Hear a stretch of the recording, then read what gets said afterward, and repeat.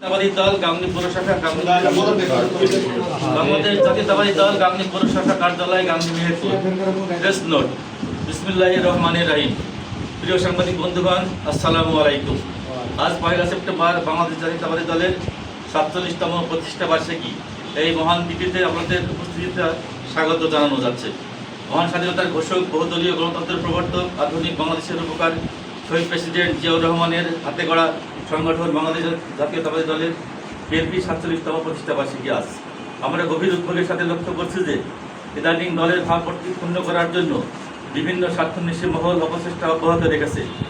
অন্তর্বর্তীকালীন সরকার ঘোষিত জাতীয় নির্বাচনের রোডম্যাপ বানচাল করার জন্য আইন শৃঙ্খলা পরিস্থিতির দোহাই দিয়ে বিএনপি নেতাকর্মীদের বিরুদ্ধে অযাচিতভাবে চাঁদাবাজি, অস্ত্রবাজি এ ধরনের মিথ্যা অভিযোগ দিয়ে উদ্দেশ্য প্রণোদিতভাবে আইন শৃঙ্খলা বাহিনী দ্বারা গ্রেপ্তার করানো হচ্ছে।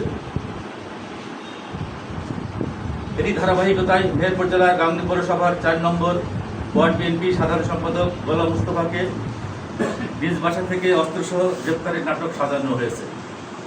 প্রিয় সাংবাদিক বন্ধুগণ, এ ধরনের অনাকাঙ্ক্ষিত গ্রেপ্তার করে দলের ভাবমূর্তি ক্ষুণ্ণ করা হচ্ছে। অবিলম্বে গোলাম মুস্তফা ডাকুকে নিঃশর্তভাবে মুক্তি দিতে হবে। যাদের ষড়যন্ত্রে এই নাটক সাজানো হয়েছে তাদের আইনের আওতায় এনে দৃষ্টান্তমূলক শাস্তির ব্যবস্থা করতে হবে এবং এ ধরনের বিষয়টি অধিকতর তদন্তের জন্য সংশ্লিষ্ট কর্তৃপক্ষকে বিশেষভাবে অনুরোধ জানানো যাচ্ছে। ধন্যবাদ সকলকে।